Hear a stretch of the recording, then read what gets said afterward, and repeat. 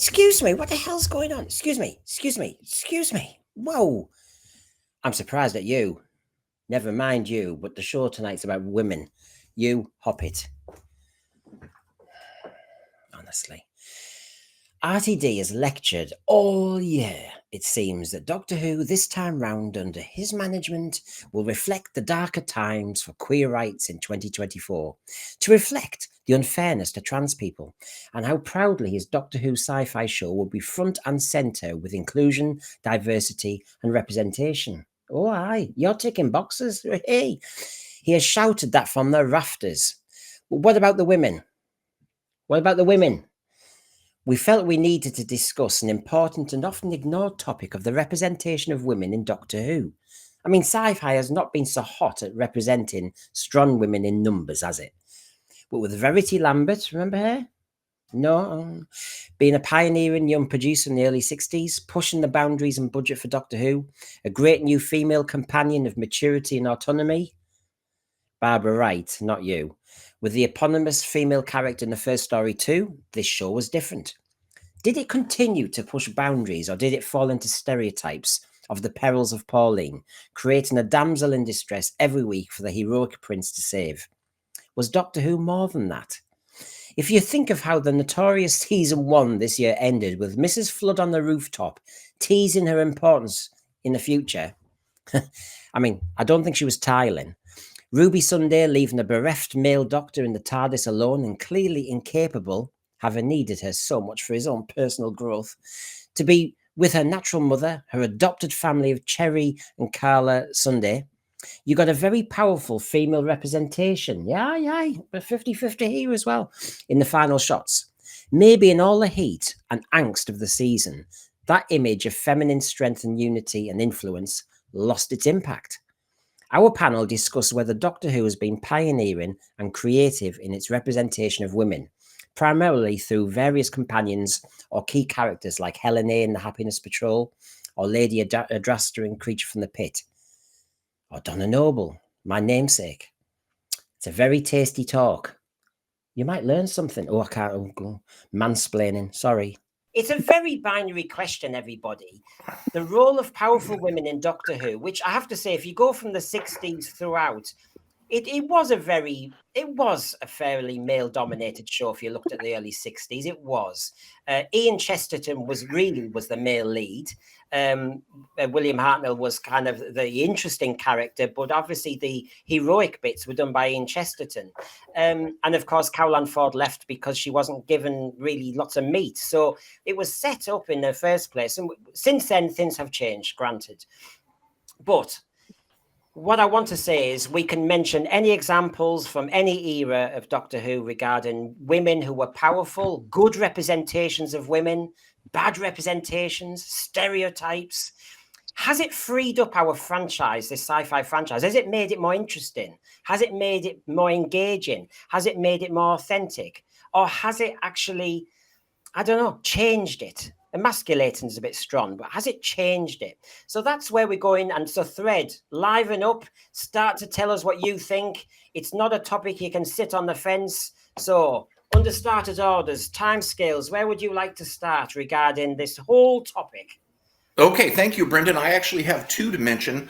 The very first that comes to mind would be Ace, as performed by Sophie Aldred. And the reason being is that when I started watching Doctor Who in the early 80s, it was with my grandmother. And she lived in San Jose, which was right near the television broadcast tower. So she got an extremely clear signal on her television. And that was important back then, especially if you were going to be taping the shows on VHS like I was doing. It was important to have a good television signal. So I started going to my grandmother's house every weekend, watching Doctor Who on PBS, and she fell in love with it as well. So Ace, as performed by Sophie Aldred, was my grandmother's favorite companion. You know, she said, wow, this one here's got some spunk to her. And she would sit there laughing and giggling, watching the performance of Ace. Ace was her favorite companion. So that would be the first that comes to mind. And then the second, obviously, for me, would be Jodie Whittaker's Doctor. I think it is absolutely wonderful that there finally has been a woman in the role of the Doctor. I do know that there are a lot of opinions out there about whether or not the Doctor should have been a woman.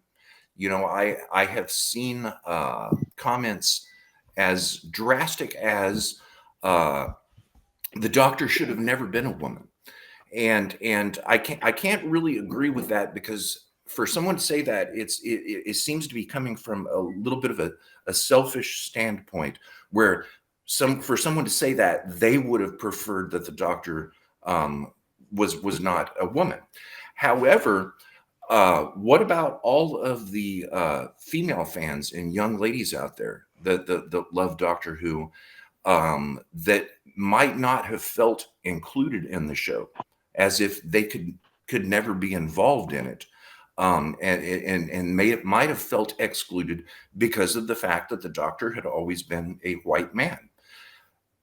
I was talking to a Doctor Who buddy of mine, Galen Lee, about disability in Doctor Who, and she raised my awareness to the fact that it is important for Doctor Who to include everyone and portray all different types of people with disabilities, for example. But during that conversation I had with Galen, she said that she had seen a comment online from a little girl that absolutely loved the Jodie Whittaker Doctor, and she said, this finally means that I can be the Doctor too. So that right there made me realize, it got me off of the fence, and it made me realize that I am for Doctor Who being inclusive, and I am just so happy that Jodie Whittaker was cast in the role. It was a wonderful thing. And in America, we actually elected a female president at the same time that she was cast.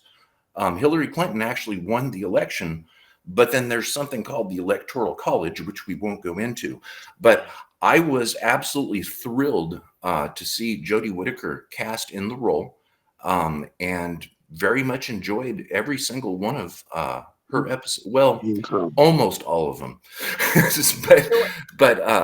So wait, right, okay, then timescales, and I'll bring somebody else in as well. Right. So Ace, brilliant choice, great role model, especially for younger women, right? Ace. Then you say the Jodie Whittaker female version of a Doctor.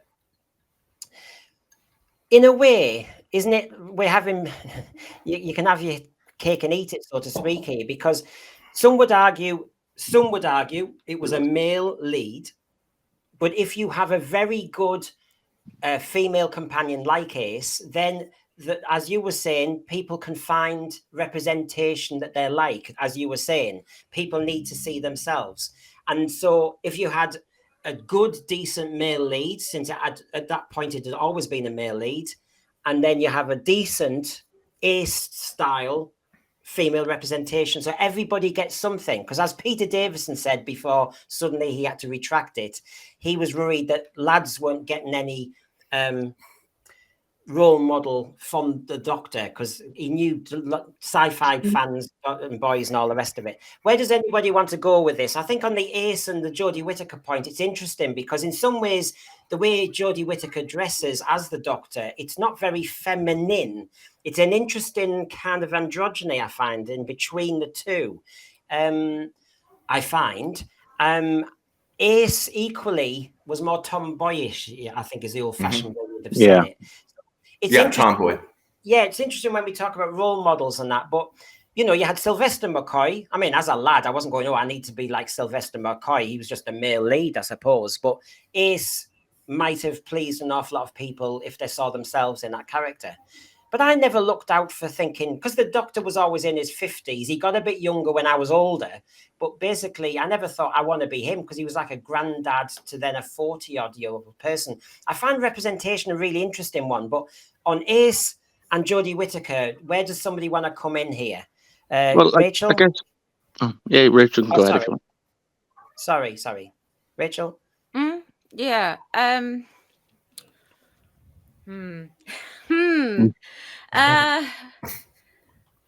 don't know.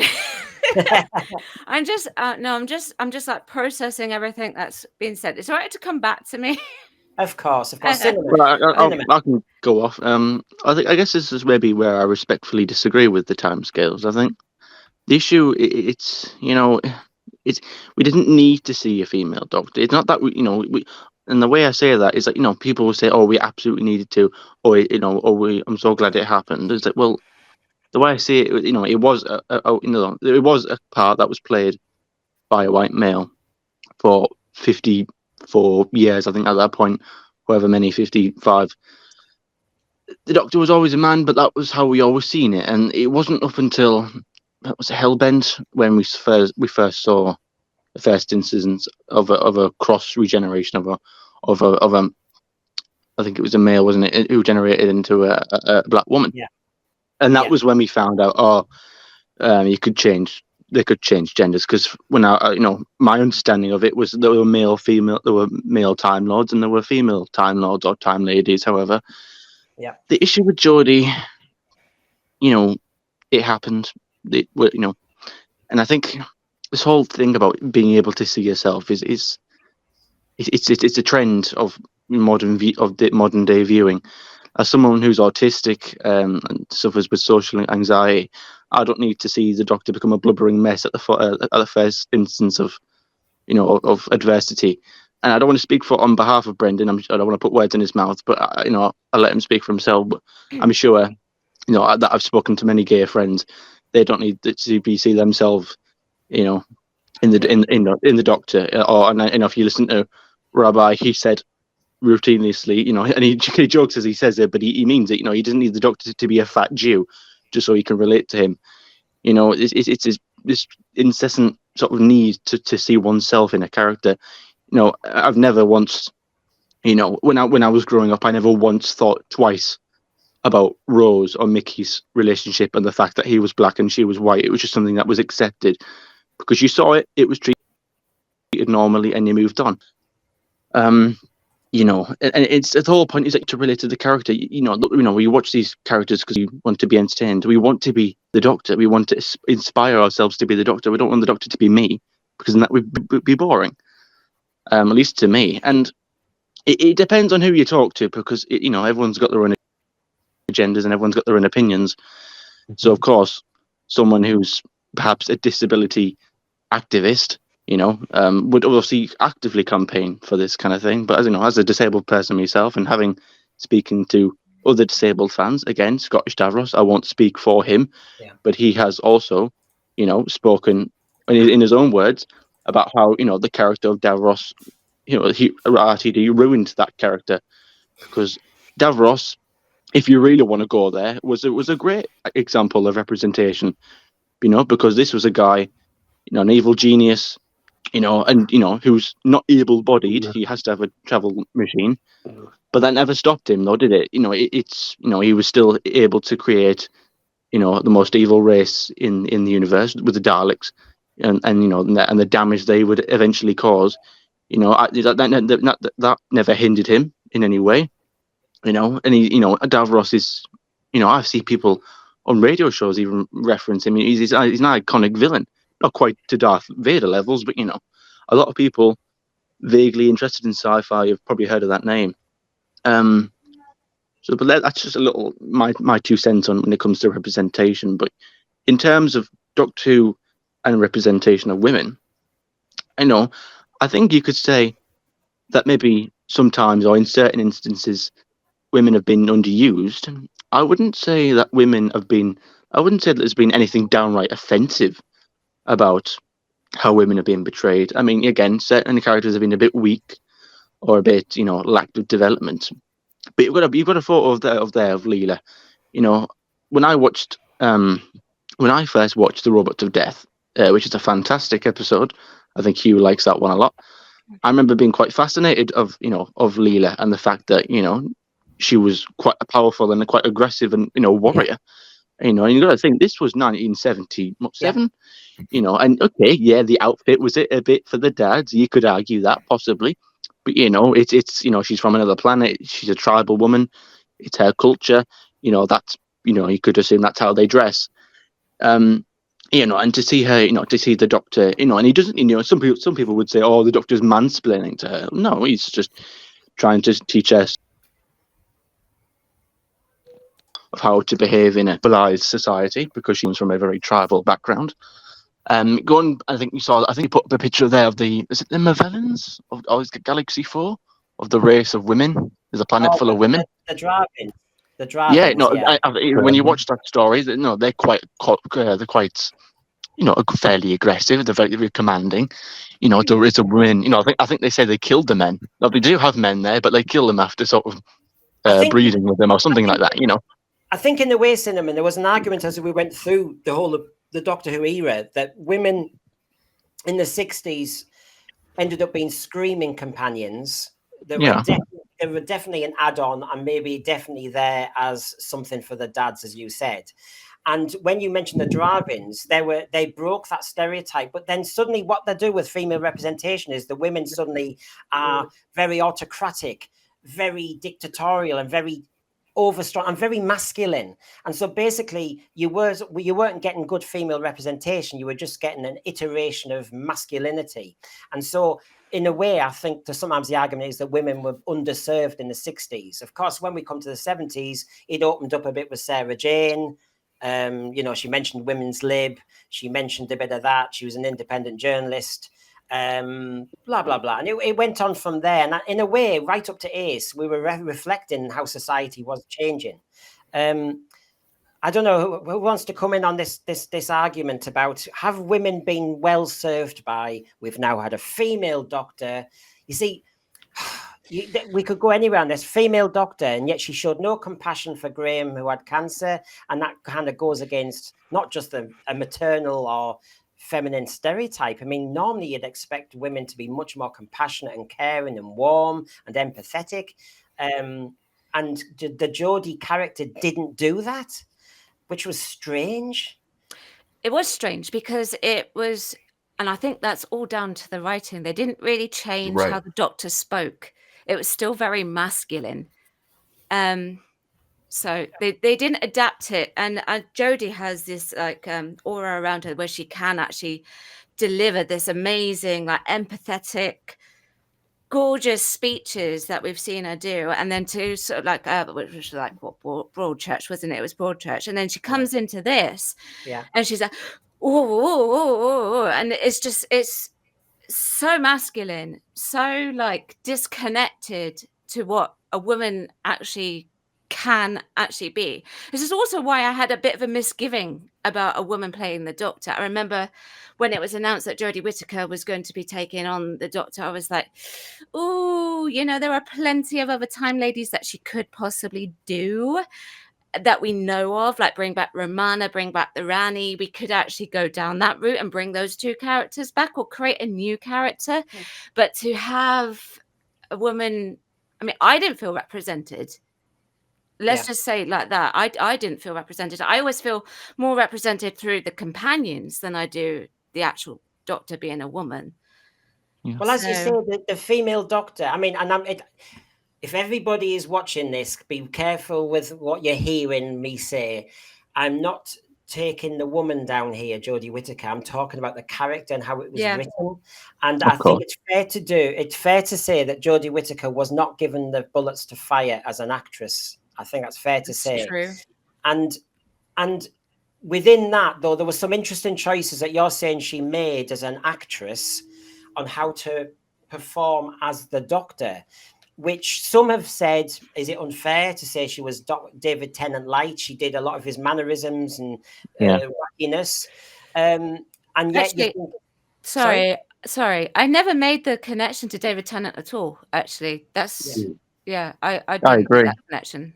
Yeah, a lot of people said that, didn't they? That she was a sort of a poor imitation, but I never got that. No, I just I think never got that. I just think she wasn't prepared very well. I'm pretty sure Chibnall made it clear for her to not watch anything, and I find that, and I can see why some people might say that, but I just feel, if you're stepping into a role and an iconic role as big as this, because I know for Marvel over there in the States, it's a bit of it's a big franchise. If you're going to play the character of Spider-Man, or of a legendary, iconic character, you want to nail it down. I mean, look at what Cillian Murphy did with Oppenheimer. He really made an effort to really research a lot of that character. I'm not saying it's not a biopic film pick. It's not a level of Oppenheimer, but this is a Doctor Who. You want to have a familiar, grasp on it. I'm pretty sure she said she never watched it growing up. I imagine when she was younger, during the wilderness years, it wasn't even on. So I just think if you're going to step into a role like this, because she already had a bit of an uphill task, because understandably, if you are going to be the first female Doctor, is almost added pressure, because there will be those people who are expecting you to fail. So and every doctor has to have the chance to win people over. That every doctor goes through that. But I feel like it was almost double for her. So I think it's a bit of both. I don't think everyone is perfect for the role. I think possibly she was miscast, but then I think a lot of people, Colin Baker might have been miscast as well. It's just that when you look at I can look at Blake Seven and Servalan. Although was she also equally? She used female wiles to get her way, and is that falling into another vamp type territory, which is another trope? You see, when we want decent female representation, what is that in this generation? Because I think it's fair to say that the 13th Doctor fell into a kind of slightly more childish kind of. Yeah. They made such a big play and big deal, on virtue signaling about, it smashed that glass ceiling. There's not. Oh, you've made the Doctor a woman. Okay, fine. And I remember when I first saw that I think it was Wimbledon, wasn't it? Yes. And they announced it during the halftime or something of walking through the woods. And when I saw and I saw there was a close up shot of her eyes. And when I saw those eyelashes, I thought, yeah, that's a woman. And then when she took the hood off, I thought, wow, my jaw was on the floor briefly for a moment, and I thought, wow, they've actually done it, because there was always talk for years. It was always thrown around as an idea. Whenever, I remember when Peter Davison left. I say I remember when, like, I was there watching it, but I've seen an interview of him when he left, and the interviewer, I don't know who her name was, but she asked J&T, do we ever have a lady Doctor Who? And J&T briefly said, well, it's not something that we're looking into right now, but never say never. Again, it was that idea, and I think Sidney Newman wrote a letter, maybe suggesting it at one point or another. It was always an idea that was briefly thrown around, but when they did that Wimbledon and they announced Jodie Whittaker as a Doctor, I thought, wow, they've actually finally done it, and I was kind of looking forward to it. I was actually quite excited, because it was a change, it was something new, and I thought I'd give it a go. There was two camps that were kind of there at the time. There was people who were against it, and there were people who were very for it, and then there was people in the middle who were, okay, I'll give it a go. And I remember quite looking forward to it, and I remember being frustrated that I had to wait until October, which then felt like a long time, but we've had to wait longer than that now. Between Jodie's final episode and the 60th anniversary, I think that was a longer wait. So and I watched it with vague interest. I was open-minded. I was going into it. It didn't live up to how I thought it was going to be. I didn't enjoy it, but that's a separate matter. But I think, have we made it? Right, this is a one for the whole panel.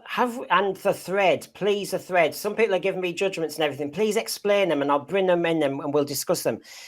Have we made progress between the 13th Doctor's time and now? Because we're in a situation now where we've had a bi-generation, and we had a moment in the giggle when the meta-crisis Dr. Donna and her daughter Rose said they were better than a male doctor.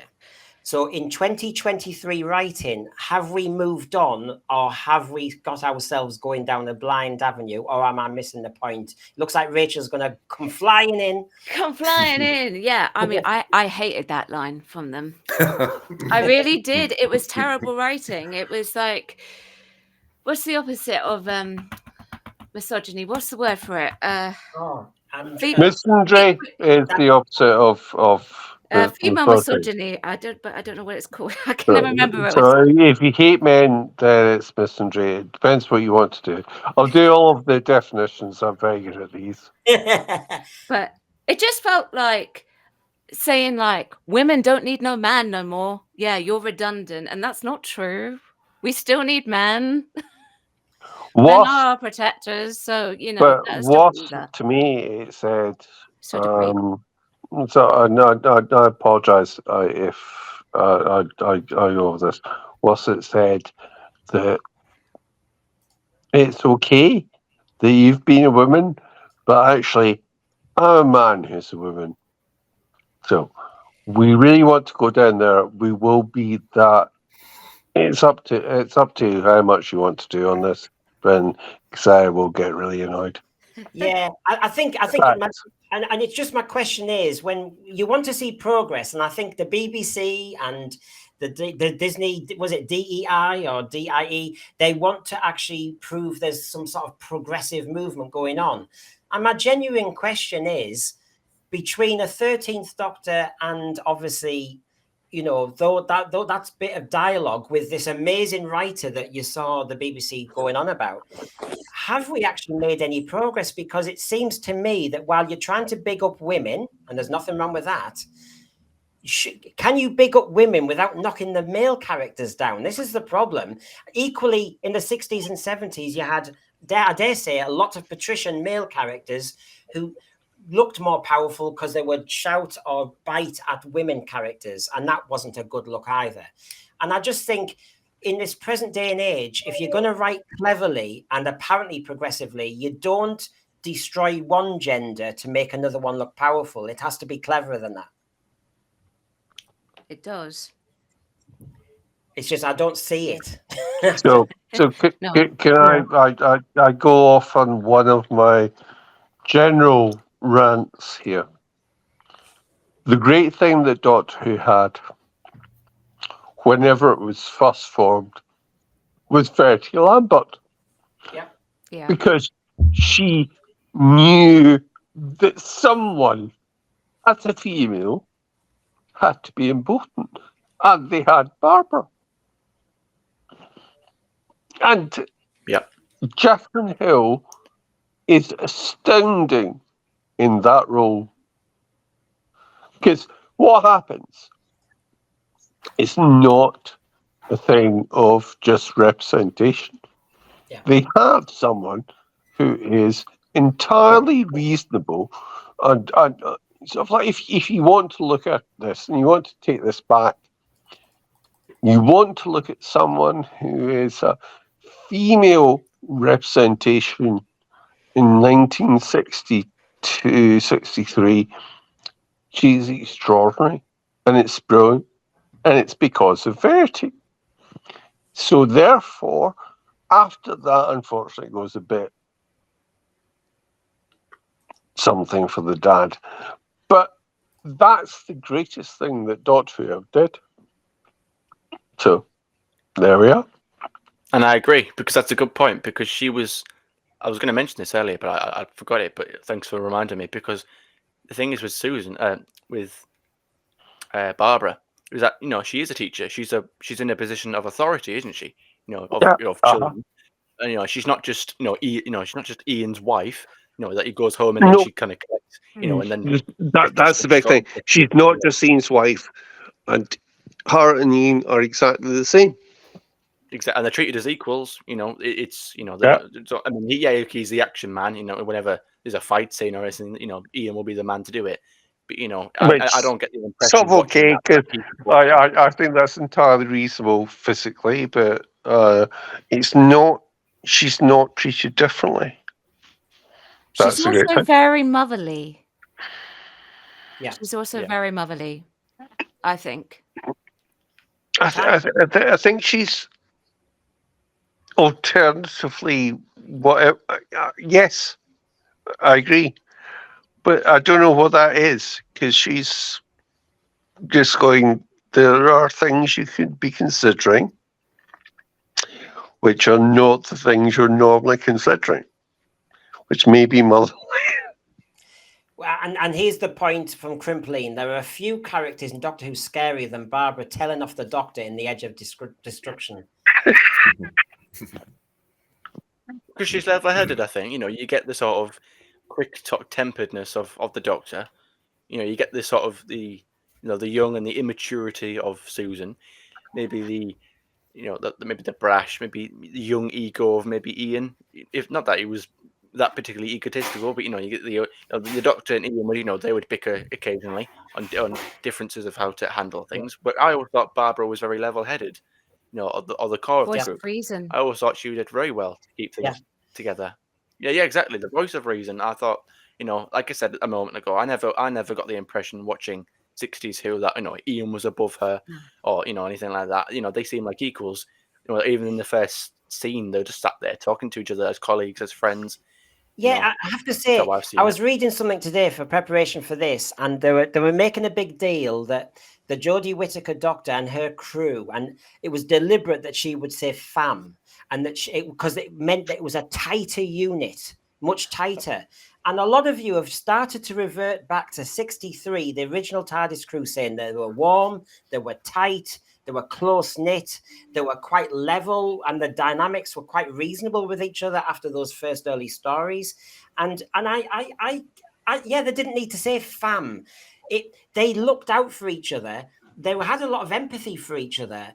I thought Barbara and Ian worked as a fantastic duo, and that, to me, there was an awful lot of respect there as colleagues. And actually, they sometimes felt very warm towards the Doctor and careful with him, and other times they had to pull him back. And it just had an amazing balance. And yet I was reading today when they said FAM was meant to say that this modern TARDIS crew was all egalitarian, that they were all very equal. And that was the point they were trying to make. And yet I think in many ways that first crew did a good job of that. Especially because TV was also still very new and BBC was still very new, and they didn't have much time to actually film. It was like literally 1-2 takes. If it's wrong, it's wrong. That's why William Hartnell flubbed a lot of his lines because of that. But it just shows that they work well together as well, and they bond well. And even when you hear them speak much later on in life, you can tell that they had a tight-knit relationship, and it played through onto the screen. Yeah, now the way I see it is that with this TARDIS team, they were a tight family unit, but you could tell that just by watching and listening to them. Whereas with the Jodie era, they made constant, non-stop effort to remind you that they were a tight family unit. Whereas you could got that effortlessly. These guys. I think this is part of our society now. You have to say the obvious. It's supposed to be show, don't tell. Yes, yeah. Exactly. That's all I seem to say in teaching. Yes. And let's be very careful about this. I don't think if you went back and watched most programs from the 1960 to 1963, you get this amount of crossover. It's just they are that good. Jacqueline Hill is that good. Yeah. It's just they are very lucky to have actors and actresses who are that good. They put a lot into it. There was a warmth there that clearly wasn't even in the dialogue. It was there. Can I just mention, to bring in timescales here? Timescales. We had in the thread, I always call it the margin. I'm going to have to give a nickname to our thread because I never have the right appropriate language. The chat. I know, but I think I'm going to have to make it weird, because I can't name the right things, you see. Right, timescales. It was said I call it the margin. It was said that Liz John was ahead of her time. Carolyn John, Liz Shaw. Right. Yes. And was that because of the gender politics of the time? Do you reckon that John Pertwee's Doctor, male lead, he wanted a female companion who would be more kind of yes sir, no sir, what's happening, doctor? And unfortunately, that character was too progressive for its time. And we'll big up Ace, we'll big up Rose, we'll big up Donna, but actually Liz Shaw was ahead of Romana, was ahead of loads of them, and was maybe almost back to Barbara in a different way, because Barbara was self-confident, and so was Liz Shaw. Well, Zoe was as well, wasn't she? Zoe was, she was wasn't she a human? Yeah, she was like from ahead of her, from the future, and she was, timescales. What do you of reckon? intelligence, and she could. I don't really know. I don't know what the state of British TV was back then. Because slow. That was so very slow. did I just get myself out of this? I'm probably the old. I think I'm the oldest person here. It was jaw-droppingly slow. Well, what this is making me realize is that women have been well represented in Doctor Who since the very beginning. With missteps, as you would expect. But there was a mistake. I think they set it up so well. I think one of the shames, the sliding doors moments, is it's a shame Verity Lambert left so soon, because she had such a strong hold of that program and an understanding of it.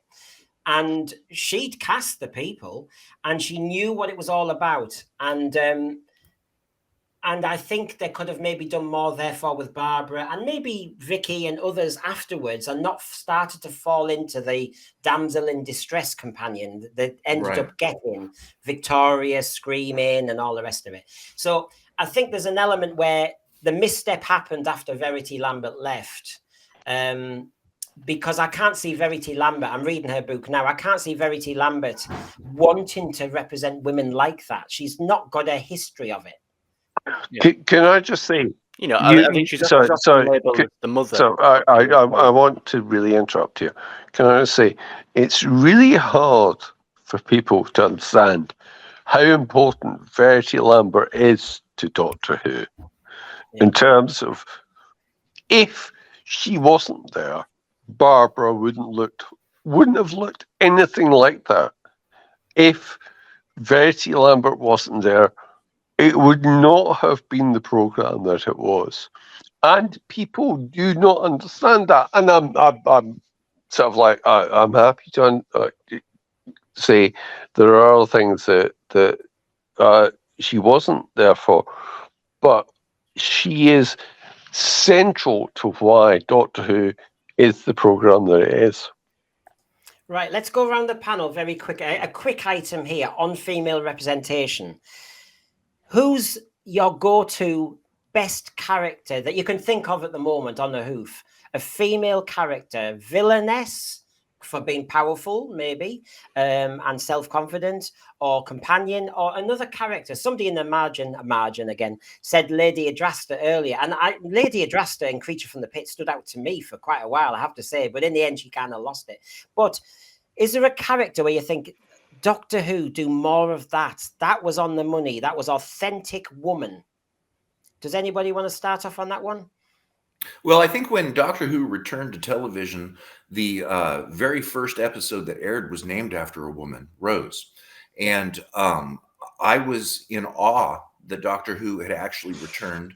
And after a few episodes, it was obvious that this really is Doctor Who again, and it finally is back.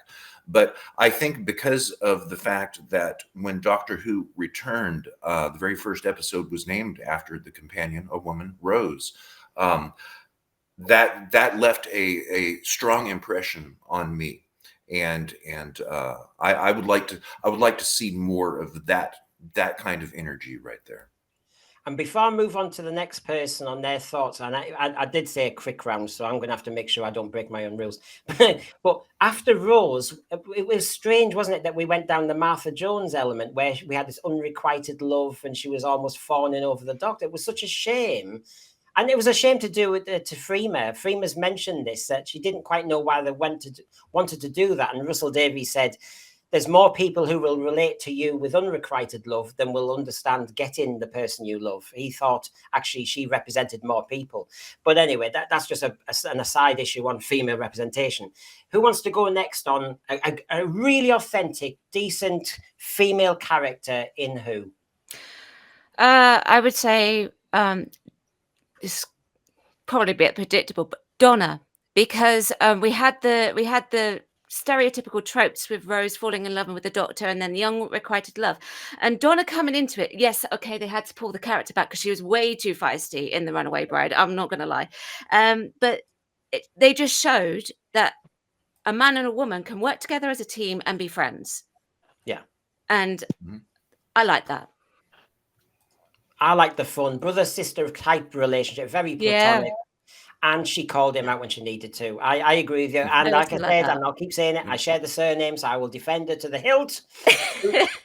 Who's next? Hugh? So you can. All right, you're allowed to keep Barbara, but you can have another one as well. Right. So I'll go for Sarah Jane,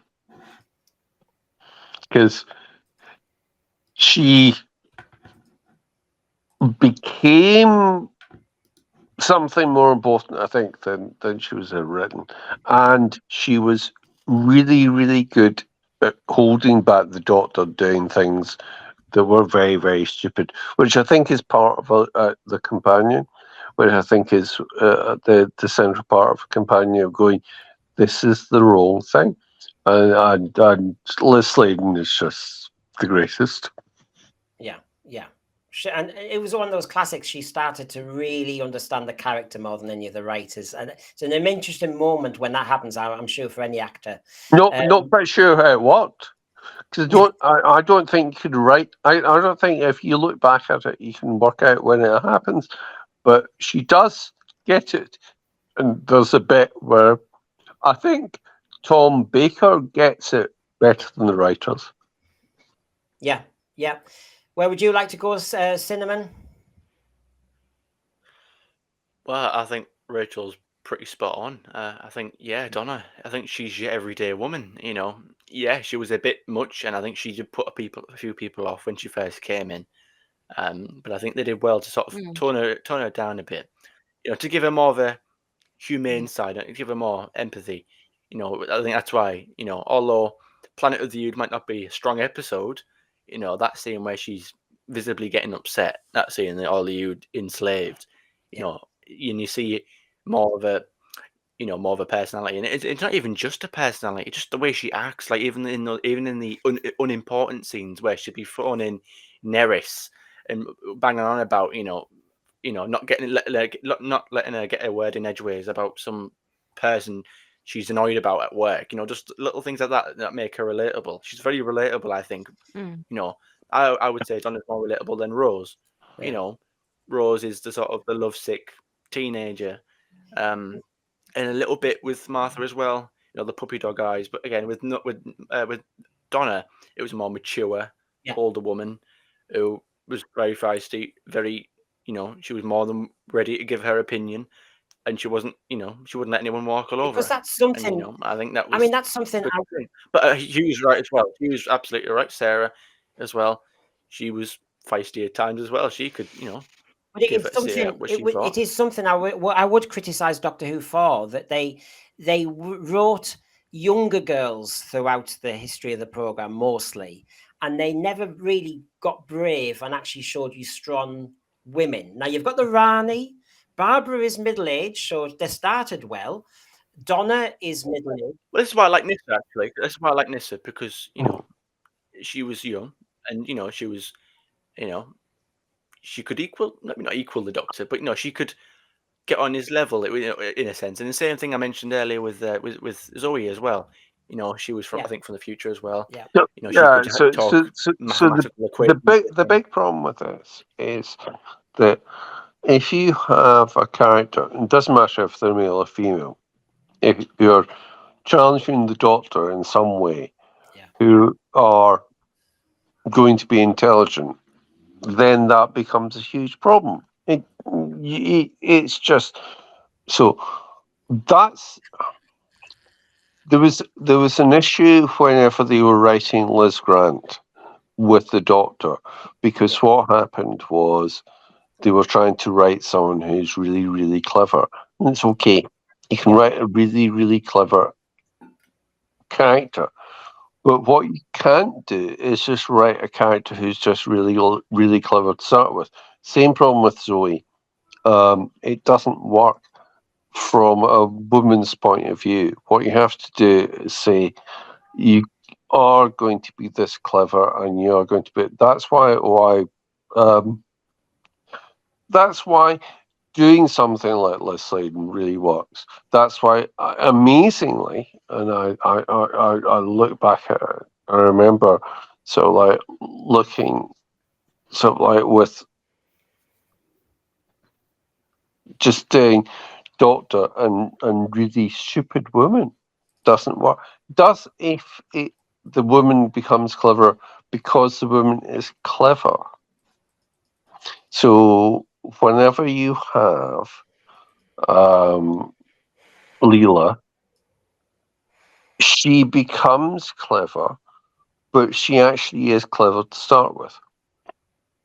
It's how you If judge. you, Yeah, it's how you judge cleverness. if you ignore the fact that Leela is the cleverest person on that planet, and she is the cleverest person on the planet in Face of Evil, then you ignore it. But she is the cleverest person on that planet. She's a clever actress. Yeah, I guess it depends on how you measure intelligence. You know, are we talking? You know, I know lots of sciencey things, or I'm a bit street smart. I've got a bit of common sense. I've got a bit of initiative. I know how to handle certain situations. This was always the point, I think, when Doctor Who kind of always did missteps, that when they wanted to show a strong female character, they thought, we'll give her an IQ of 5,000 and that'll do it. No, it won't. The Zoe thing. The Zoe thing is dreadful for that. Yeah. Yeah, you need to make a three-dimensional character. And of course, it was a lot of male writers then who didn't understand how to actually depict women. There was an element of that. Of course there was. I was going to go in a few directions then, but timescales, you're ruminating there. I can see you're having a little think. Yeah, I'm really enjoying the comments over here in the chat. Oh, yes. And one of them, which I wanted to mention, looks like it scrolled off. Oh, Culture Pop. Culture Pop said, I'm definitely going to go watch Doctor Who after this stream. Absolutely, me too. Which era? Which story? I mean, you could go, I mean, you know, when you listen to Who, you think, I don't know. Not that you can watch Unearthly Child unless you've already owned it. But, you know, you go back to one of the early ones and watch Barbara. Or you're going to go back and watch Ace, as has been mentioned. Sorry. Thank you for even mentioning Ace, Brent. I just want to jump in there. As soon as you mention Ace, isn't she's one of the greatest characters I've ever seen for doing that, for going, let's do this whole problem. That's whenever they were addressing the problem that it was going to be an issue, and she is extraordinary. She takes on the whole male role of smashing up things like Daleks with a baseball bat. It's great. 1908 is extraordinary. Yeah, because she does stuff that Stephen or Ian would never do. Really, I couldn't imagine Ian or Stephen smashing up or throwing bombs at like. Dalek, and the flight, in the way that she does. Yeah, and the flight response had always been shown more with the women than the fight response. So it was good actually to see something like that coming in with Ace. As more female characters are represented and are impactful in Doctor Who, and that's not a problem, has it created a problem, though, in a different respect, which is it's made Doctor Who a bit soap opera?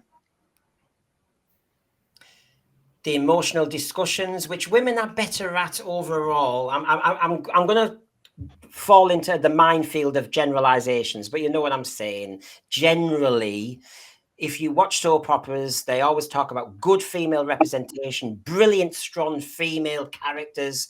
It tends to be the score. And has Doctor Who left sci-fi behind and gone more into soap opera because of its higher female representation or because of something else? I'm just wondering, it's all these entanglements, the Rose doctor, the Martha wanting the doctor, the Donna having a child who's linked with the doctor, and we've gone into this murky territory.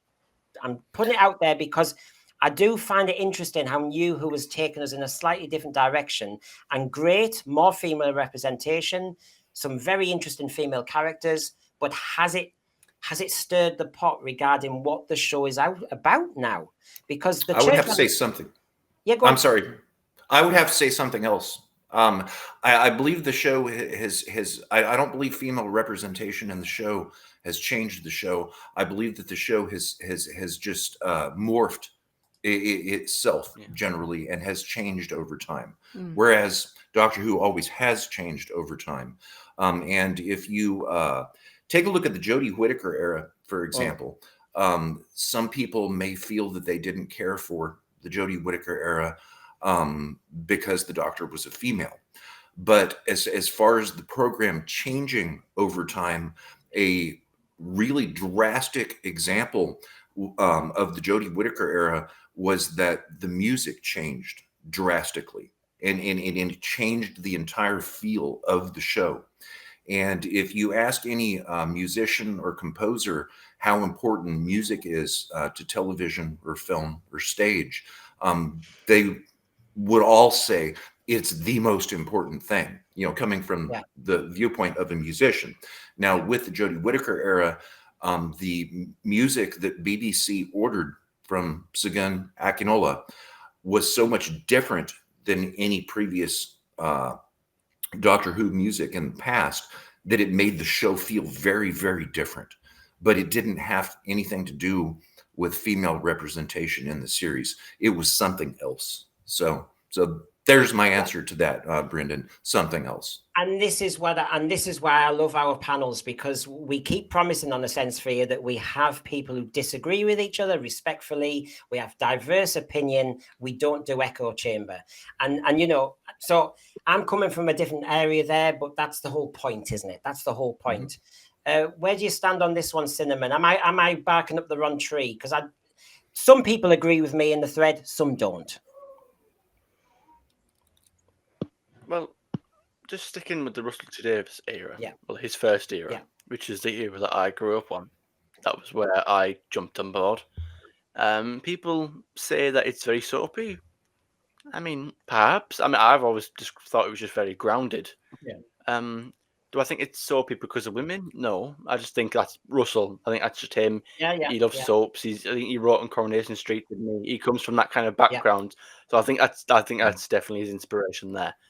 But again, I guess I like that. I like the whole, I guess if you grew up on the classic show, focusing too much on, a companion's family might be a bit, distracting.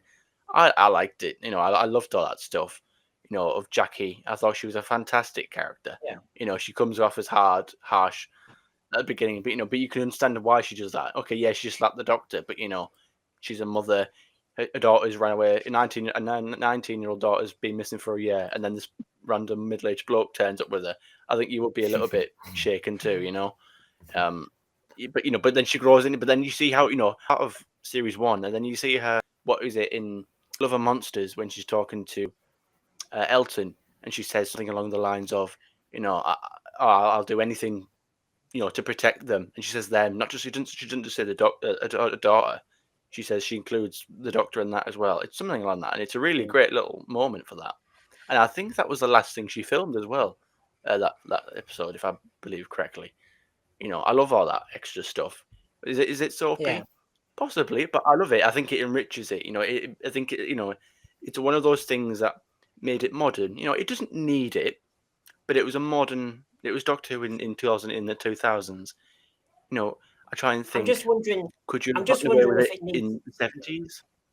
Yeah, I'm just wondering if it needs to now move on again. Like we had UNIT for years, and in a way that was like a military soap. With the relationships there. Yeah, I'd push it. And then I suppose we did, didn't we? Because we got Amy, and we got Clara, and we got less of their family. Okay, we had Rory, but he kind of was added on with her. you know, Yeah. and you know, even recently we've got Ruby, and okay, now we're seeing her family again. So I think we kind of went away from that for a while, and now it seems like we're maybe going backwards to that. So I guess we'll have to see how Yeah. that works out.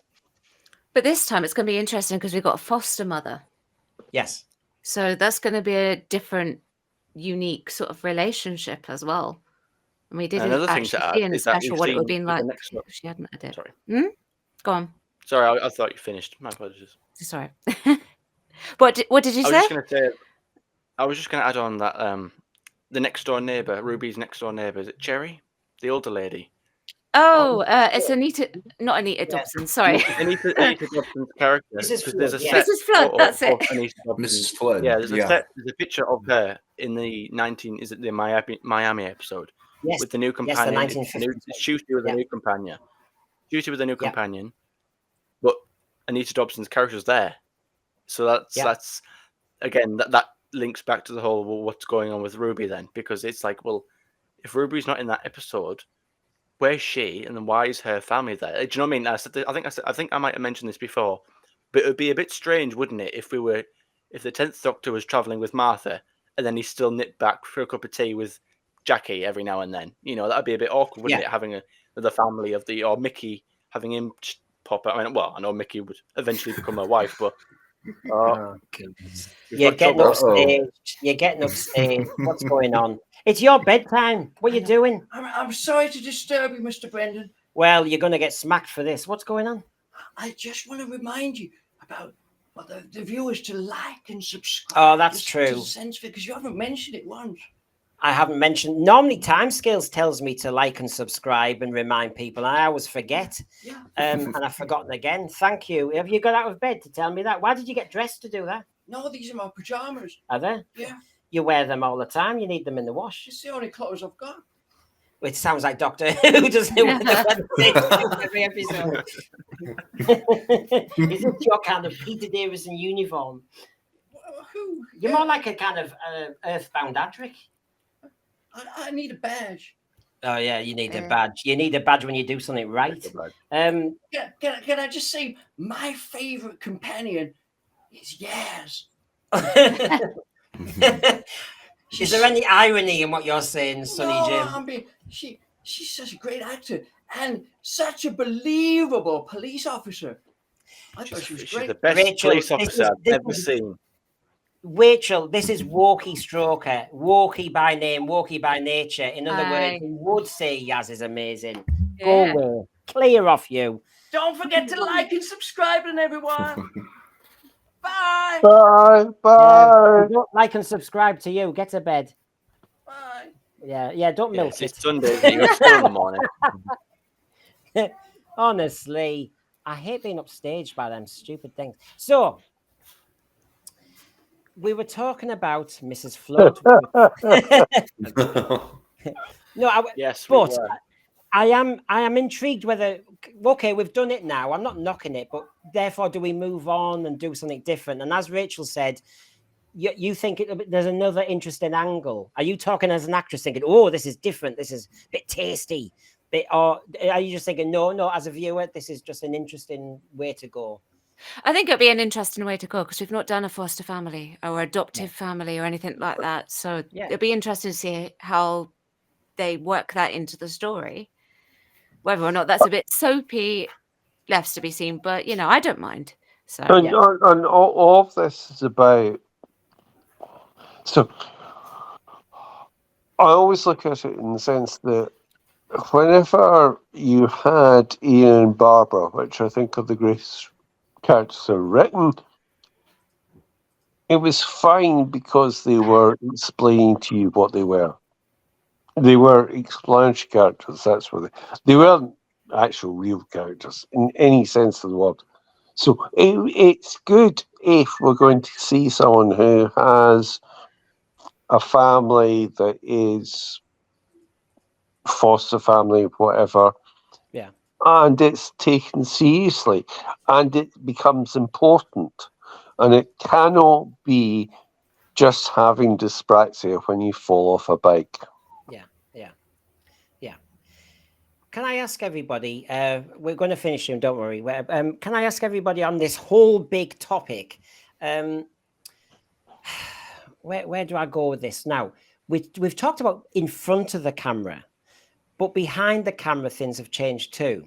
And Rachel Talalay, director, has done 8 Doctor Who stories, and she did an article recently in the Radio Times. Doctor Who's female directors have defied the odds and done well. And if you see on the right there, she mentions 3 particular stories: Blink, Midnight, and Heaven Sent. And they all have something in common. They have female directors. And I just wanted to kind of reflect for a moment on your memories of those 3 stories, because Heaven Sent I adored because it was clever. It was so tight on the editing to make that Shepherd's Boy musical kind of climax work. How do you get away with one actor and no real dialogue with anybody else? Therefore, in some ways, is there any engagement? Stephen Moffat was worried about it, wasn't he? And he trusted Rachel Talalay with that one. And I just think, wow, the editing and the tightness of that and that repetitive cycle to make that work really challenged that female director. Blink, of course, I don't know about you, but Blink, wow. I mean, to actually pick for and cast for the role, is it Carey Mulligan, who now is big in Hollywood?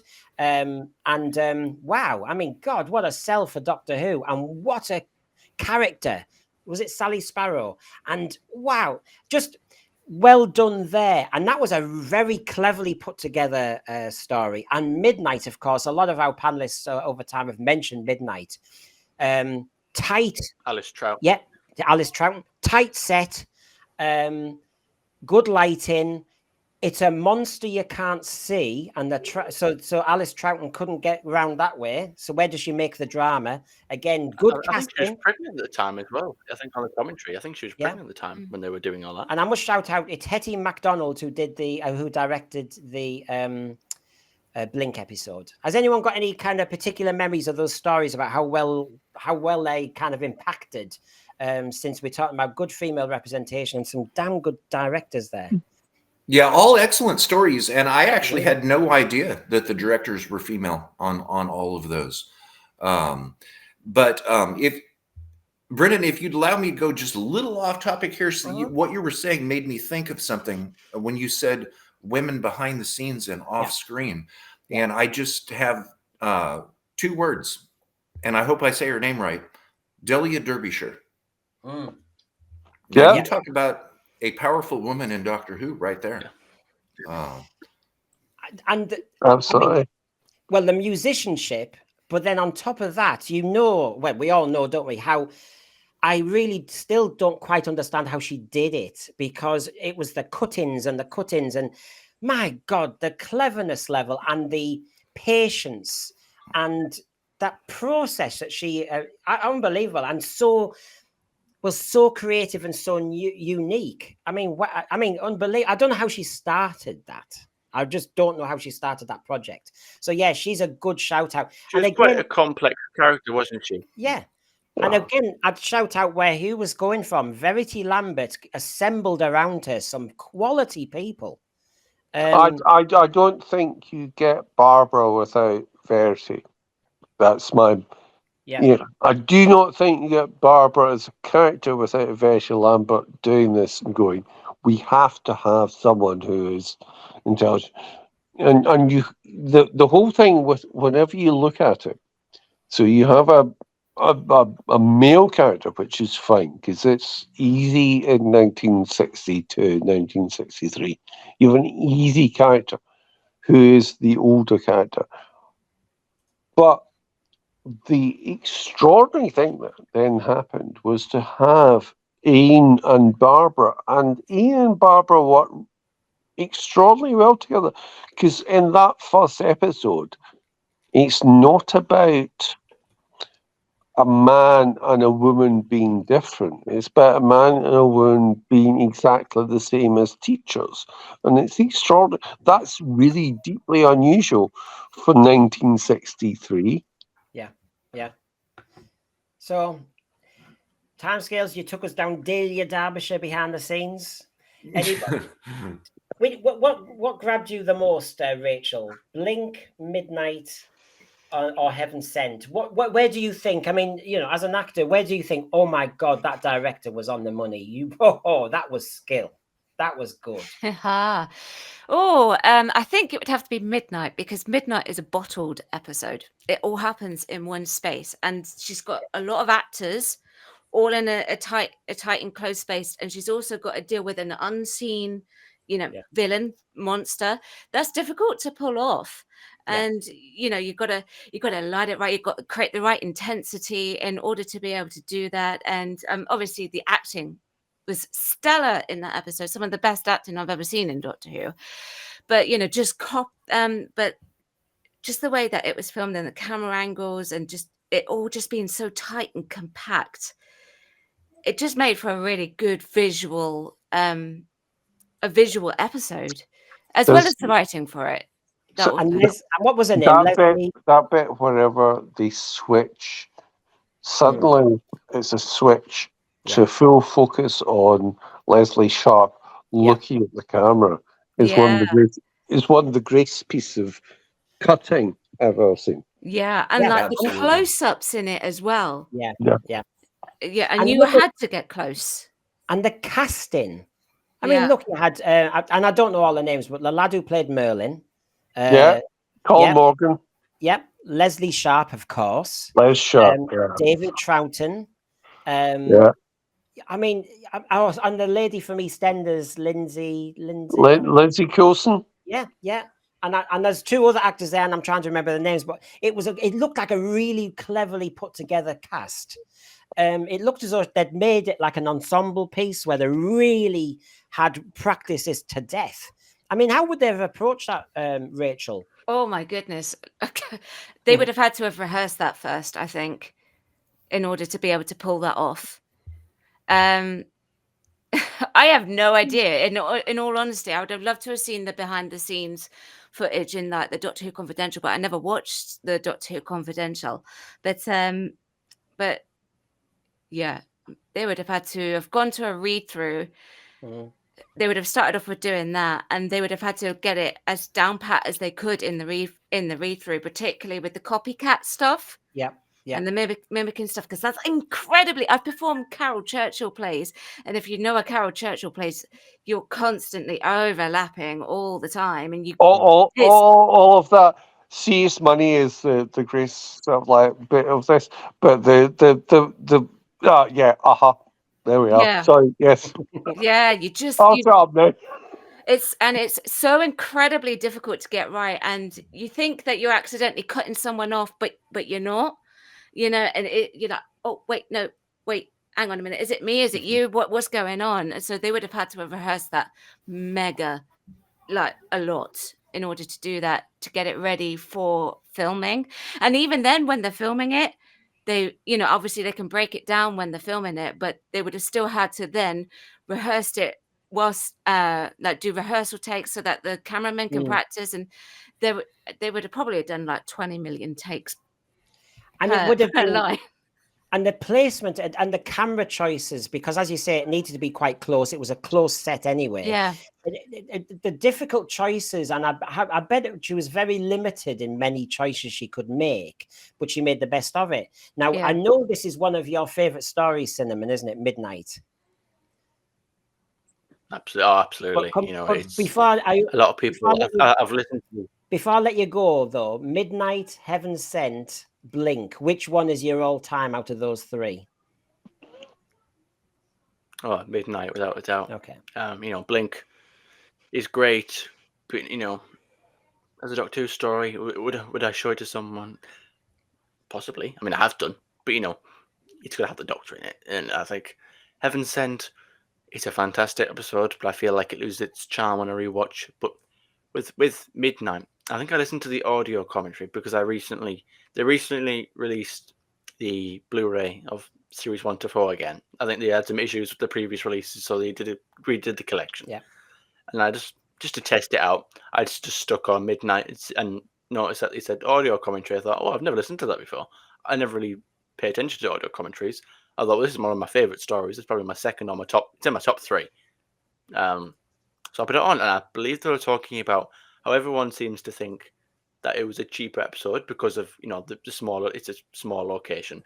But I think or Alice was talking about how actually it cost a little bit because you've got, these aren't normally, if in a traditional episode, characters like Biff, Kane, and Jethro would be a smaller, minor character, but every single character there is a huge, important character, and they're there for the duration of the entire story. Yeah. It's they're not there for like 5 minutes and get killed off. Yeah. Well, apart from the driver and the mechanic, but apart from those, every near enough every character's got a huge part. If in it. anything, And they all Don is the play, minor you in know. that one.